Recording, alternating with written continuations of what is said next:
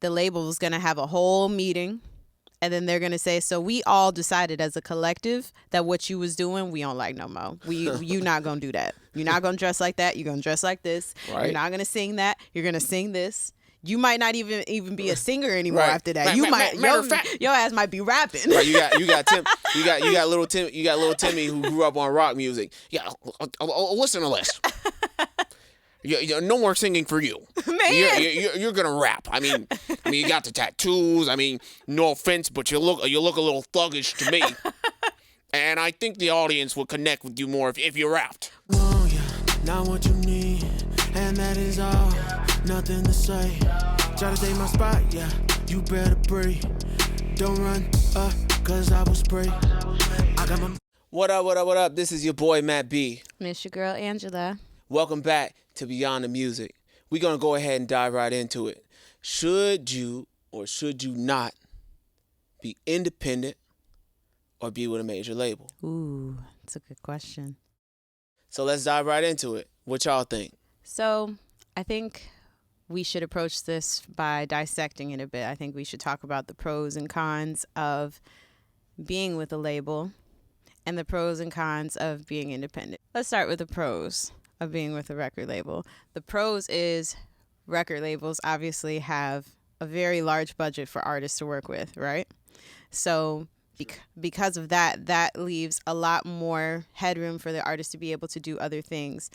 And I think that that's definitely something of value that artists obviously are looking towards when they're considering record label deals, because most artists are either making minimum wage or not making ends meet. Most of them are living paycheck to paycheck, just trying to live their dreams. So the idea of getting a budget from a record label is very appealing. I agree. It really is just who you want to be when the lights turn on. Like I said, my record go hard. Like, you feel me? Like, at the end of the day, like, if you're signing with a major label, and let me put this out here. I've been on both sides of the fence. Mm-hmm. So I've been with a major label and I've been independent. And as it stands, I'm independent. Although low key, your boy signed himself. So am I truly independent? But yeah, so I've been on both sides of the fence. And I would say that, there are pros and cons for sure for each side. And it just depends on who you are as an artist, the type of team that you have, and what they bring to the table, how hard you're willing to work. Because at the end of the day, if you're with a major label, I mean, it's cushiony when it comes to the amount of work that you got to do as an artist, depending on how much the label rocks with you. Right? So if the label rocks with you hard, and if you multi-platinum selling artist, like, it's cushiony. But if you are an artist who is just starting out, then the likelihood is you probably should have stayed just independent until you got your buzz up, because they're not going to treat you like a major label artist. They're going to treat you like somebody who just signed to a major label, and that always looks a lot different. It's like being in the starting lineup if you playing in the NBA and being and being one of the five that's actually playing versus being on the bench and just waiting to get some tick. Right. And I think what you said is really true. Like, if the label rocks with you, then the artist will probably have a higher likelihood of success. But labels are really looking for that value that's already established within independent acts prior to signing them. As you and I both know, labels tend to be very choosy. So they're not very, I won't say not, because there's exceptions to every rule and every invisible rule. But I think that the majority of the time, record labels are not looking for independent artists who have 100 followers or very few streams on Spotify or any of the DSPs. They're really looking for someone who has that built-in fan base. And if you're a mid-tier artist who is independent and has a fan base already and is already making waves on your own, you're probably going to attract some level of a record deal or a record label's A&R's interest. And from there, they'll probably reach out and offer you something. Maybe. Now what Maybe. what it is that they offer is going to be the thing, because the majority of the time independent acts are offered 360 deals.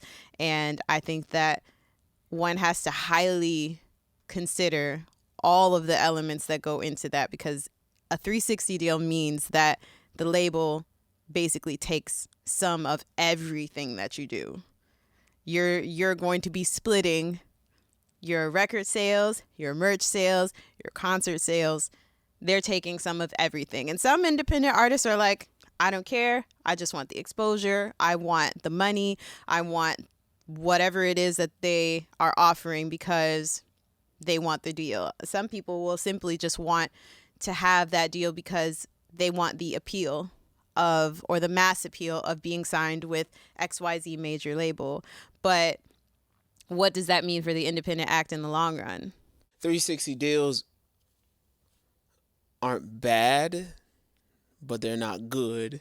The majority of the time. At the same time, it just depends on, who you are and the type of you are and the type of kit that you work out of. So, if you are looking for something that's more stable, something that where somebody's going to be laying down a game plan for you potentially and helping you through it, then the 360 deal is probably the way to go. The major label is the way to go.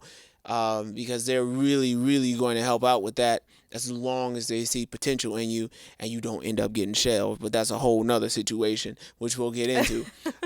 Because, you have, it's like anything. It's like, think about the music industry, or think about signing to a major label like sports. Like if you a bench player, you got one chance to really show what you're worth if you ever get off the bench. And if you get off that bench and you prove to them why you should have stayed on the bench, then you're gonna get benched. Probably not gonna end well. Then you're gonna get benched forever.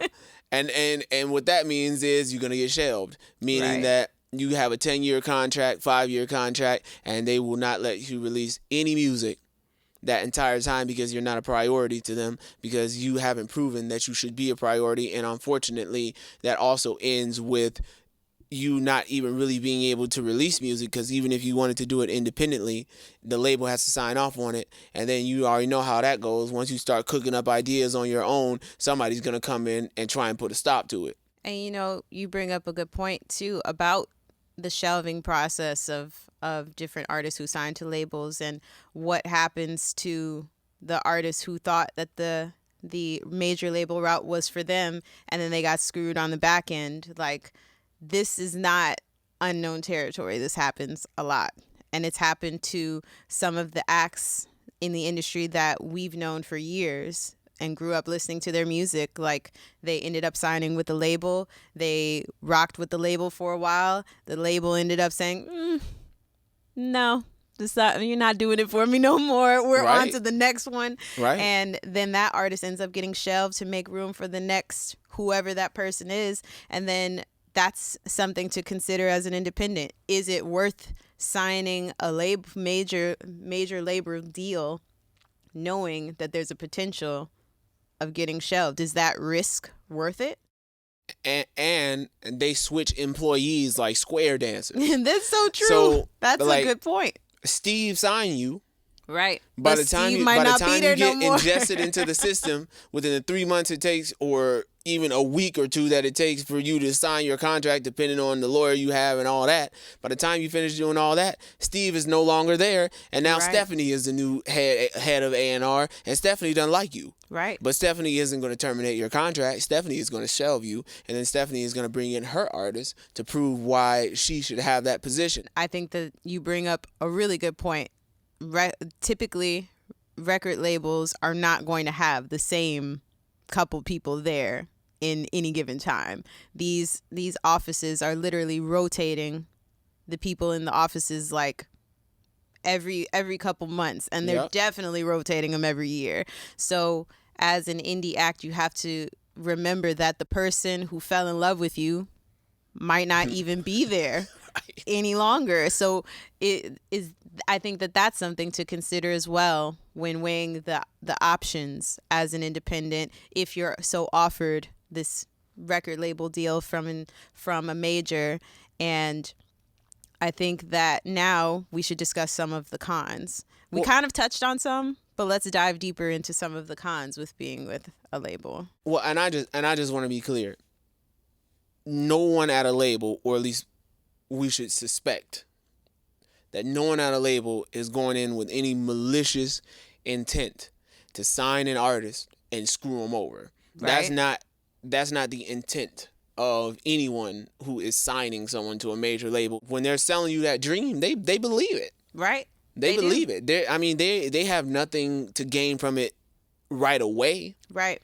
Because there is, what's the statistic? Is a 99% failure rate? Yes, I think it's 99% of artists that sign to a label end up failing. So and they don't thrive on the label. So there's only a 1% chance, 1%, that you will be successful with with a major label. So Tom has nothing to gain by selling you a pipe dream and telling you he's going to make you a superstar. Tom really believes that he can make you a superstar, or at least I hope he does.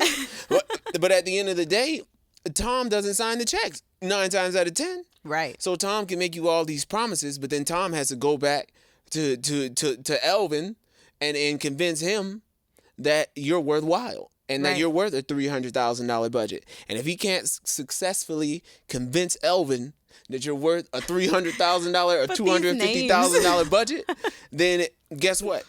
You go bye-bye. Tom starts ignoring your text messages and your phone calls, and he moves on to the next artist, unfortunately. Another thing that actually is a pro of record labels is because there's no malicious intent behind it, labels do promote you. Right. And they're going to, now depending on the tier that you're at and how much they believe in you and how much they want to put that effort in, they're going to elevate you to some degree. You're going to get exposure in some way, shape, or form. You're going to be able to get a booking agent and get on these festivals that have hundreds of thousands of people that attend them. You're going to be able to hopefully release a good project and have it promoted and do your own tour and do all of the different things that labels offer. And I think that that's an attractive point because it's really, really hard as an independent to find good marketing. It is. That's one of the hardest things. And on top of it being difficult to find, it's expensive. And major labels have a infinite amount of money. They do. Like, it's bottomless. Yeah. The amount of money that they have. So as an independent artist, $5,000 or $10,000 is like, that's the difference between paying your bills, paying your car note, paying your mortgage or your apartment rent or whatever may have you. Or eating good for the month versus ramen noodles. Right. For a major label, 10 bands, I mean, that's nothing. They can spend that in like 2 seconds and nobody's batting an eye. On the flip side though, what people don't understand is there's a word, a really, really important word called recoupment. Man, let's talk about it. And what people don't understand is when these labels are over here saying, $50,000 for a music video, no big deal. $70,000 for your private jet and your crazy whatever lifestyle. Your chains, your cars. No big deal. We're not worried about it. We'll take care of it. Oh, we're giving you an advance. And we're gonna buy you this brand new Lamborghini or whatever may have you because you earned it, man. You deserve security. this. You deserve this. Yep. You don't need 2 security guards. You need 6. And it's like, oh, okay. And I need 1 too, so I'm going to be using one of them. And then, oh yeah, I'll meet you out in Paris for your next show. Oh, and by the way, at the end of the year, when they're tallying up all of what they paid for, they didn't pay for that. You paid for it. That. So that $500,000 that they just blew or willy-nilly, oh, you were flipping the bill for that, broski. And you're going to find out on the back end. So now, let's do some math.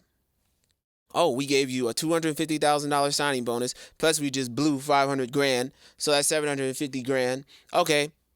And your album made $600,000. But we spent $750,000. So you owe us $150,000. Now, don't worry about it. We'll give you another $200,000 as another advance. So now you owe us $350,000 and a second album. And that's how they just keep you in debt. Yep. And I think, once again, I think that's something for an artist to consider. When you're approaching this major label deal, even though they're giving you money up front, are you really making money? Just because you're getting that cash right then and there, does that mean that same amount of bread is going to be at the end of this trail? Right. Like, I think a lot of artists don't consider the fact that just because you were given an advance of $100,000, $500,000, $1 million, now typically they're not giving out that much, but if they're giving you an advance, yes, that's attractive, because then you have the budget to be able to do a lot more than you would typically. Right. But knowing that that's not really like, I'm giving you this money just to spend and do whatever, don't even worry about paying it back, that this is a situation where the label is going to want that money back. What does that look like for the average independent artist? Are independent artists even going to be able to fulfill that need? And maybe that goes back to the statistic of 99% of artists fail. Yeah, I agree. On a major label. Yeah, which is just very unfortunate. So, there are a lot of pros and cons to being on a major label. I feel like it just depends on who you are as an artist, what your vision is, which brings us to an independent artist. Mm-hmm. What does that situation look like? How do you navigate that situation, and what are the pros and cons of that? Because at the end of the day, like, we hear people say all the time, independent, be independent as long as you can, stay independent, sign to a major label with the goal of going back to being independent. Right. So it's like, is that just a buzzword? To an extent, maybe. Yeah. Or is there some real truth behind that? Or is it just like the overlay for the underplay to reduce the amount of competition for to get onto the major labels? I think in a way it's a buzzword for sure, because a lot of people, everyone wants to follow the trend. And right now being an artist is very trendy.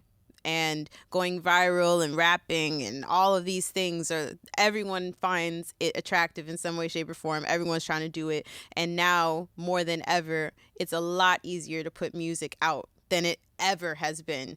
You don't even have to play an instrument. You can just download a beat from online. Don't have to play an instrument. Hey, if you have a beat machine, you play 100 instruments. Man, like, you don't even have to produce the song at home. You can literally just download a beat from YouTube or wherever you get the beat from, buy a cheap little microphone, get Pro Tools, record the song, put it up on the DSPs via Orchard or CD Baby, DistroKid. And so that people actually know, what does DSP even stand for? Because some people are probably looking like, what is a DSP? They trying to Google it right now.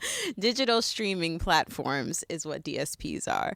And digital streaming platform is just a mouthful to say. So DSPs. We're going to stick with DSP. That's good to know. Right. So it's so easy to get your music on DSPs now that I think being independent in a way is a buzzword, but in a sense, it gives the artist their power back.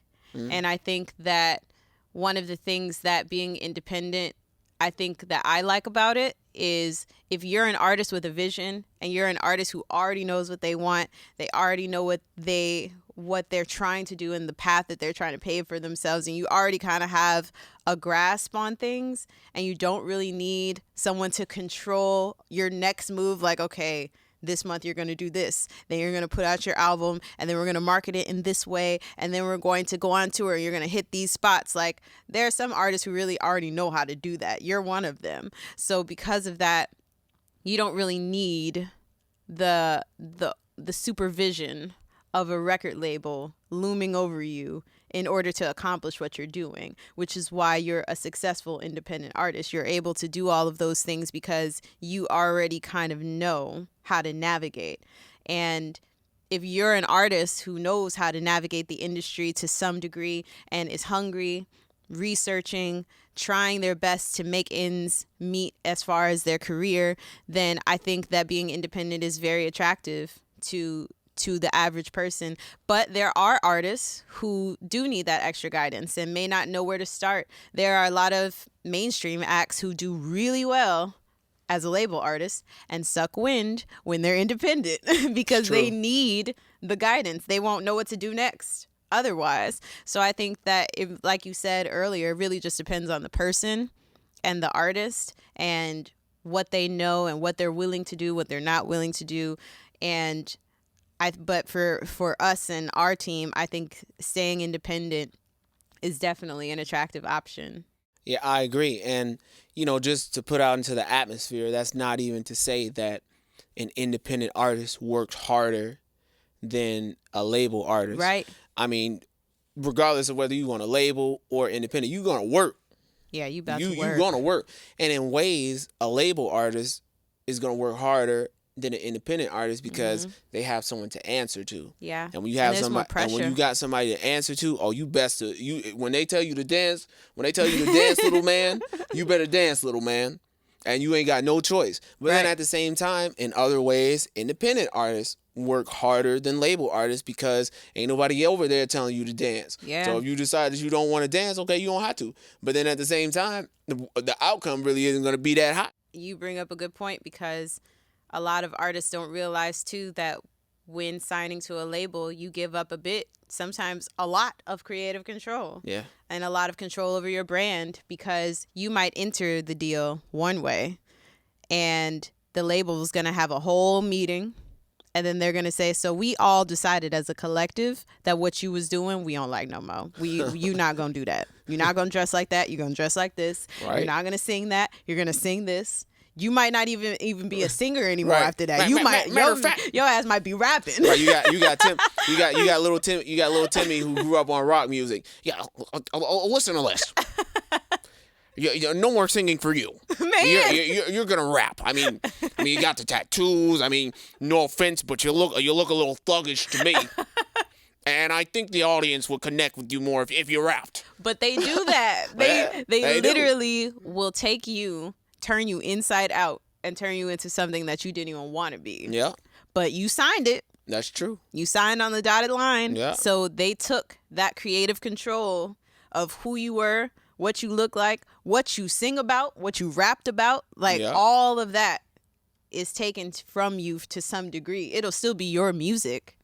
Right. But will it be the music that came from you? Will it be the music that you even wanted to do? Because there are a lot of artists that are out there today who are signed to these major deals, who are mainstream acts, who will say and get on Twitter, I am not in love with this deal. I want to get out. I don't do the shit that I want to. I miss being able to record when I want to. I miss being able to move the way I want to, dress the way I want to. And the best word that we have for that right now would be miserable.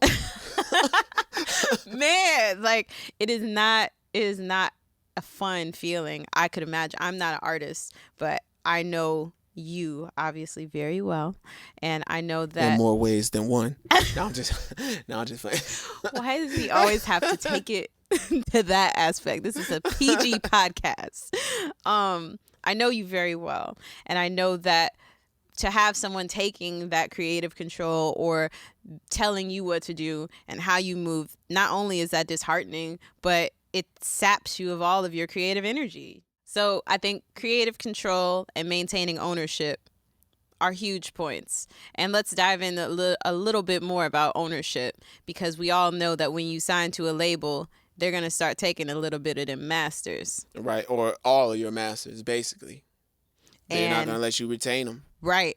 So as an independent, especially if you're one of those independent artists who is producing, writing, performing, and distributing their own music, like if you're one of those artists, you own all your shit. Right. So is it even attractive to share any of that with someone? Right. Do you feel like that's fair? Because for some artists who are literally putting all of their blood and sweat and tears into putting their music out and producing their music and writing their music, because I know a lot of people who I've run across and people who are close friends of ours that are literally making every single aspect of their music with little to no help. Yeah. So signing to a label and then cutting them such a large percentage of what it is that they're doing, and them taking a piece of that ownership that they worked hard to build without them, like, that's not attractive to them. But then it just depends on your situation, because the flip side of that is you hold on to everything, and then nothing from nothing is nothing. So then, okay, There's that cool. too. Okay, cool. You hold on to it, and you in your 20s or in your 30s or whatever, and like you got some time ahead of you. Now all of a sudden you pushing 40, 50, and your career is over, and then you start thinking, what if? Like, what if I took that deal 20 years ago? Who would I be? Where would I be? Did I make the right decision? Probably not, because now I'm driving a 22-year-old Honda. Damn. And I work I work at the corporate office at Walmart. And I got 3 kids who need to go through college, and I can't afford it. And like, you start thinking about those things. So I mean, it just depends. I just gotta say that these scenarios that you paint are always so detailed. Like, as our listeners get accustomed, like, this is how he is all the time. Like, I'm a deep thinker. Like, you feel me? Like, when I'm like, he thinks of it all. like when I'm sitting here, and when somebody says something to me, like, I'm boop, boop, boop, boop, boop, boop, like, it's all over the place, and it happens so fast. Like, I can think of like somebody's whole life in like 10 seconds. Like, you feel me? But that's a whole nother situation right there. Lord. But yeah, I mean, at the end of the day, but like I'm saying, like, all that goes into making a good decision. And it has to be a well-rounded decision. So maybe taking that L at the front end really makes sense. Or maybe it's not even an L. Maybe it just makes sense. Maybe you're okay with a label owning your first album, because you're like, you want to know what? I don't have $200,000. I probably will never see $200,000 at a given time. Right. Maybe you'll see it over a 5-year period, but you won't see it in a day, in a given time frame that would actually make a difference. So you let the label put in the bread, you give them the first album, and then from there you make sure you have a good entertainment attorney where he works into your contract a very, very small but feasible escape route. So that way, when you want to get out by your sophomore or junior album, you have that opportunity to do it, and that's just planning ahead and thinking ahead. So now it looks like an L, but in reality, it probably was the best decision of your life. Right. And I think another good point you brought up is an entertainment attorney. A lot of artists don't even... Shout out Barry. Barry Chase. Come on, Chase Lawyers. Located in Miami if y'all want to check him out. A lot of artists don't even think about that aspect, the legal aspect of what it is that they're doing. And I think that if you're going to remain independent, you need an entertainment attorney. If you're going to sign a deal, you need an entertainment attorney. And for the love of everything holy, why would you use the label's entertainment attorney? Man, why do people do that? If the label says to you, oh, don't worry about it. We got an attorney that's going to look over everything, and he's fair. No, he's not fair. And he's not looking out for you. He's looking out for the label. You tweaking. Get your own attorney. I don't care if you can't afford the attorney. Sign something that makes sense at the time and get yourself an attorney. And so many artists fall prey to that. Yeah. One, because it sounds appealing, because it's coming from the label. Right. And labels, we have been brainwashed to believe that everything that they do, everything that they say is gold. Right. And so if a major label comes to you and says, hey, I want to offer you this deal, and here's the contract, you want to look over it, you have X amount of days to get back to us. And, if you need an attorney, we can offer you that too. Like, that just sounds really appealing to an artist who doesn't know what the hell they're doing. But then you got to drop back down to reality. Yes. Bro, if you are selling something to someone, it doesn't matter what it is. If you have something to sell to someone, are you thinking inside of the back of your head, well, I just want to give him the best deal possible? Heck no. Are you thinking inside the back of your head, I'm trying to get as much money out of this as possible. And the broski falls for the okie doke when I hit him with the woo wop the bam. Yep. And if he pays it, he pays it. And the same thing for the labels. Like, at the end of the day, they're trying to get the most out of you. They're trying to bleed you dry. And it's nothing personal. Yep. It's just business. And if your business is poor where you fall for it, then your fault. Yeah. So artists, independent artists, all of our listeners who are listening right now, if you don't already have one, look into getting an entertainment attorney. Do a Google search, try to find one in your area. If you are already somewhat in the industry, ask your artist friends or management friends or anyone that you might know who's in the industry, ask them for their contacts. Maybe they already have an attorney and that attorney is taking clients. Like, there's ways to find them. They're all over the place. And it's better to be safe than sorry, because if you use an entertainment attorney from a label that's offering you a deal, you will regret that. I agree. And just real quick, I know we're talking a lot right now. We're talking about independent. We're talking about major labels. We're talking about how labels screw you versus how they help you. We're talking about how being an independent artist can be tough, but it can also be beneficial. So let's dissect more of what it means to be an independent artist on the business aspect of things. Let's talk about publishing. Let's talk about masters. Let's talk about streaming. Let's talk about international buzz. Like, what does that look like? I mean, you're a part of Vitae Records. You're an owner of Vitae Records. Mm-hmm. Shout out Vitae Records, and we will be signing artists soon. So definitely be on the lookout for that. But get on our radar. You're an owner Mm-hmm. of Vitae Records, and you've been an owner of Vitae Records ever since the conception. So it's like, for you as an industry mogul, and I'm gonna put that in the air. Come on. For you as an industry mogul, like, what does that look like? What does it look like to be an independent artist, or just be independent in general, in that atmosphere, in the CEO mogul atmosphere? What does a day, a week in the life of that look like? Well, first and foremost, when I have my artist management hat on, my day-to-day typically revolves around making goals and lists of things that I can do to keep you busy, and trying my best to outline different strategies and different things that I believe can bring you the best exposure and put you in the best light for what it is that you're trying to accomplish. So, for instance, Matt B is going to be putting out an album in March. Eden. March 12th is coming. So because of that, my eyes and my sights are laser focused on any and every aspect of your album and how I can attract the most eyes to that project. And pre-order the album. Pre-order the album. Pre-order the album. It's on iTunes right now. Right, you feel me? We'll provide a link. Shameless plug. But let's get back on topic though. So what's that look like? What does it look like? Essentially, I'll start my week by making those goals, and then I'll try to run down my plans with the artist, being yourself, and then I'll run those plans and basically our vision for what it is we're trying to do, because it's not just about what I want and what it is that I'm seeking for you. It has to be what you want as well. And I think that when you're an independent artist, especially if you're seeking management or some type of representation, it's so important to find someone who really believes in you and wants you to guide them on helping you achieve your goals. Right.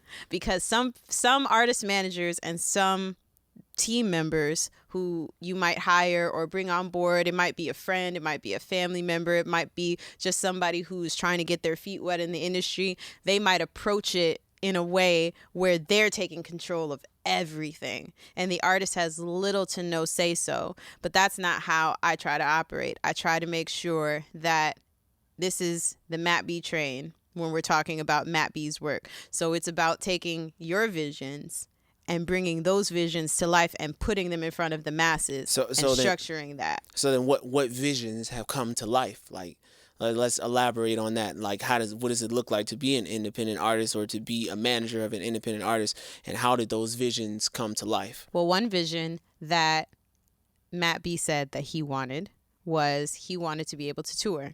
We're going to talk about me in the third person right now, but let's keep going. He wanted to be able to tour. So back in 2019, prior to COVID and everything else completely obliterating the industry, we sought out a partnership with So Far Sounds, and we were able to plan a 16-date tour. I believe it was 16 dates in 11 or 12 different cities. All across And the country. we had to map that bad boy out, and it was time consuming, and it was extremely exhausting to not only plan the tour, but to market the tour and create all the promo flyers for the tour and keep track of all of the day-to-days and making sure that after each show, motherfuckers was getting paid. Right. You feel me? And keeping track of what that looks Definitely like. gonna have to run that check. So I think, And I think we had an international or a couple of international dates too, right? yep, we had, I believe, 2 or 3 of those. So it was an interesting ride, but it was very important to me to make sure that the tour was structured in a way where not only you got the most coverage across the country and internationally, but also translating that back to social media, so that way the people who were not able to attend this tour, they could still feel like they were a part of it. They could be like, I missed it, I want to catch the next date, and providing that peak of interest, so that way they can step into Matt B's world. So trying to find a way to bring things back in a circle and create a unit of what's going on. Another vision was we wanted to have more of an international reach. So we hired a team out in China, because Matt has, I think, 158 million streams in China on NetEase. Hey, shout out to Asia, man. Man, Y'all be holding me down. They be been holding me down rocking. since day one. Man, since day one. And I didn't want to allow that opportunity to just fizzle away. So it was really important for us to attack that angle too, because we're not just about the U.S. There's more than one ways to skin a cat. And although no cats will be harmed during this podcast. We don't put that. We animal lovers out here. You feel me? there are more than one ways to approach breaking into the industry. Right. And I think a lot of people feel like the U.S. is an end-all be-all, and it's really not. There are so many people who are able to achieve what it is they want to achieve, in addition to making money. Yeah. Which is, at the end of the day, I feel should be every artist's whose independent's main goal. Like, if it don't make money, it don't make sense. And in this particular case, if it don't make money, it don't make dollars, because we ain't going for cents. Man, you period. feel me? Cents don't make sense over this way. And I want to elaborate on that a little more, just very briefly. You know, being an independent artist and having a team, you know, it's blood, sweat, and tears, and the artist, the management, and everybody else is going to wear multiple hats. I mean, you're the promoter, you're the this, you're the that, and all that in between. But you know, the reward is so much greater, and some of the rewards that we've been able to achieve over these years looks like 2 #1 albums in Japan. Yep. Looks like 6 years later, the first album that went #1 now gets picked up by a distributor in China. Looks like a resurgence of that album, something that perhaps maybe a major label wouldn't have been interested in, but because we hold the cards, we can do whatever we want to do. Right. It looks like getting on to the 3rd largest parade in the country. Yeah. Being in Chicago, being the Magnificent Mile Lights Parade. Mm-hmm. So, and it looks like so many different other things. It looks like maintaining the ownership of the masters. It looks like being able to negotiate percentages when it comes to publishing. It looks like being able to negotiate one's own contracts, whether it's paid or unpaid, because sometimes you don't have that flexibility with the major labels. If someone's not cutting you a check, then it doesn't make sense to the major label to basically put you out there. But then at the same time, maybe something greater comes behind that. Maybe the relationship is greater than the money at that particular point in time through the journey, and that's a decision for the independent artist and their team to make, versus a major label just telling you when to jump and how high. So I mean, you know, I can go on and on and on. It looks like tapping into markets like Brazil and Africa and basically all of Europe and China and Taiwan and Japan and Australia and Canada, and the list goes on and on and on. So it's like and that's just something so weird to think about. Like, my voice has been heard all over the world, around the entire world. Mm-hmm. And as I sit and I sleep in my drawers and scratch my belly, we graphic here, and watch some random TV show, somebody around the world is vibing to my records. And like, that's just like, I thank God every day that I could even achieve something like that, and that we were able to just bring this into light. Like, it's just an amazing thought, and that's something that is just intangible. Like, you can't even fathom it unless like you really give it some thought. And that is the accomplishments that you can get as an independent artist. And you best believe, like, I mean, the sky is the limit. And I'm very grateful for it. I know that you are as well. And we continue to work hard. We continue to make sure we micromanage every single cent that's going out, because at the end of the day, we try to make sure that we're making money, that we're not bleeding money out every single orifice on our body. But which is so easy to do. Yeah, it is. An independent, because everything is extraordinarily expensive. And that's why you got to wear multiple hats, because you got to make sense of it all. Yep. You know what I mean? So, I mean, I think that both you and I do a really good job at that, and it comes with a lot of mistakes. But then at the same time, like, those mistakes, as long as you're learning from them, then are they truly mistakes? Like, you know what I mean? You're going to stumble, but at the end of the day, you want to fall forward. Right. And I mean, in my journey as an artist manager and a label CEO, it has been a bumpy but pleasant and rewarding road. And I didn't really know what to do when I first started out. I didn't have any music background. I didn't know anything about the industry. I had to learn from you. And I had to learn from my environment by just being completely thrown into it. You're going to sink or swim. There was no easing into it, especially on Team Matt B. Team Matt B operates in, do you know how to do this? Do you want to learn today? Okay, cool. And we just going to throw you into it. So your new title is? So that was very much so how I started out. I started out with basically zero experience, and I just had to learn by falling flat on my face, making a lot of mistakes. And I learned from all of those mistakes, and I cherish those moments, because even though those were moments that I look back on and they're quite cringe, they helped mold me into the label owner, the executive, and the artist manager that I am today. And now that I have more knowledge, I'm able to run our business way more effectively. And I think that it goes back to one of the points that I always say to artists and to managers and to anyone else who's interested in the industry.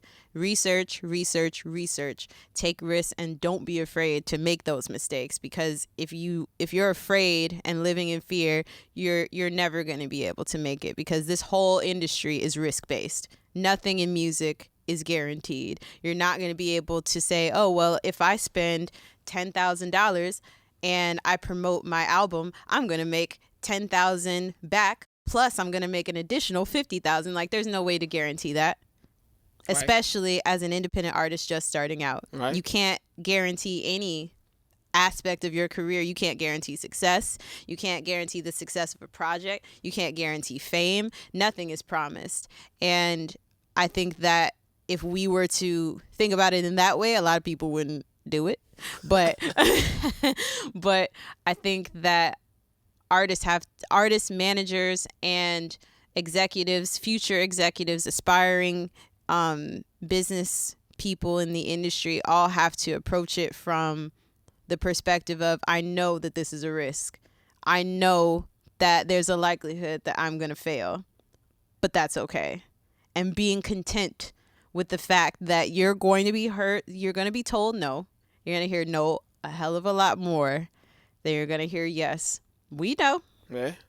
How many times have you been told no? Ooh. At all of these meetings with executives, with producers, with writers, with anybody in the industry, show bookers? How many times have we been told no? More than I can count. And then what's been happening is now they wish they told me yes. But that's a whole nother story. Man. So you have to be okay with the no.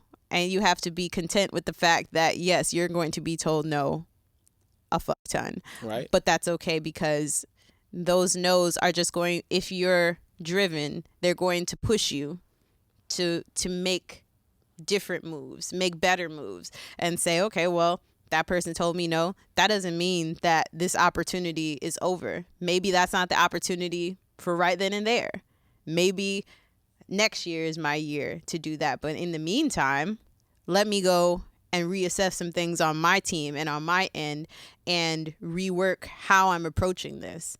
Figure out a new marketing strategy, hire a new team member, hire a new publicist, and try to figure out what does the next move look like from whatever seat you're sitting in, the artist seat, the manager seat, the label exec seat, the PR seat, whichever seat you're sitting in.